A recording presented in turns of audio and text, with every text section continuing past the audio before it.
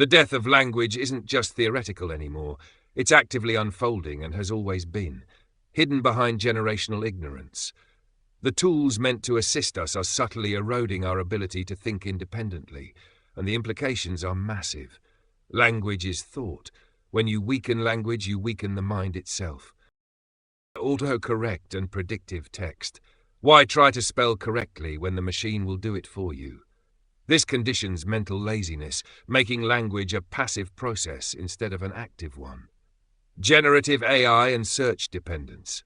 People already rely on Google to think for them. Now, with AI, they won't even have to form sentences. They can just have AI generate entire thoughts, arguments, and even emotions for them. Social media and abbreviated speech. Nuanced thought is being replaced with sound bites, emojis, and TikTok-length attention spans. The fewer words we use, the less complex our thoughts become. Censorship and algorithmic sanitation. Words are being flagged, removed, or replaced, subtly reshaping what we can say, and therefore what we can even conceive of saying. Loss of internal monologue. This one's deep. If language weakens, people lose the ability to engage in deep, introspective thought. Instead of narrating their own understanding of the world, they become dependent on external inputs, social media, news, AI, to tell them what they think. Scale this up to AI in 2025 and beyond. AI is going to handle entire conversations, entire documents, even entire ideologies.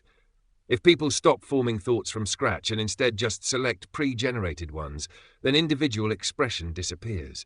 At that point, it's not even that speech is being controlled directly, it's that people won't even have the mental tools to resist anymore.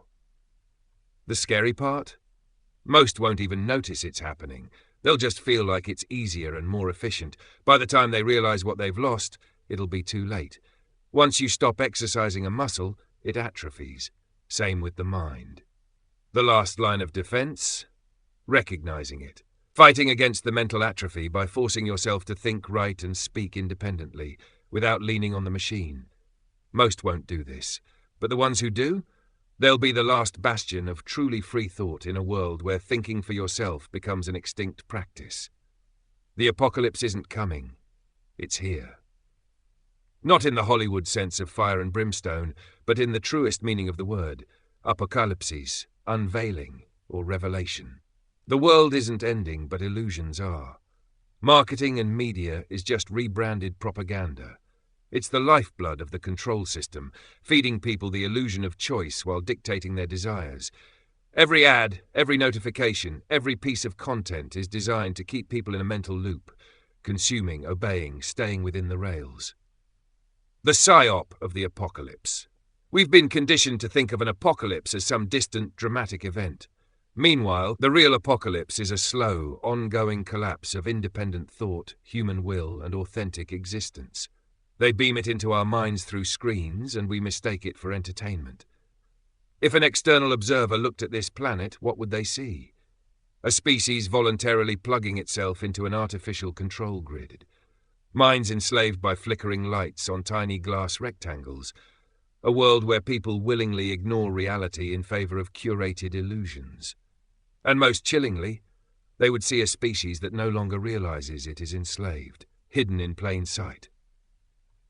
The greatest trick ever pulled wasn't just convincing the world that the system doesn't exist, it was making them love their servitude. People don't fight back against their chains if they believe the chains are convenience, progress, or entertainment. And the worst part, most will defend the system because it's all they've ever known. If you tell them the apocalypse is already here, they'll laugh, because they're expecting Hollywood explosions, not a war on perception itself. So, what now? The ones who see it must remain aware, must remain human, must think for themselves, because once the final layer of illusion drops and the real nature of this system becomes undeniable, those who are awake will be the only ones capable of navigating what comes next.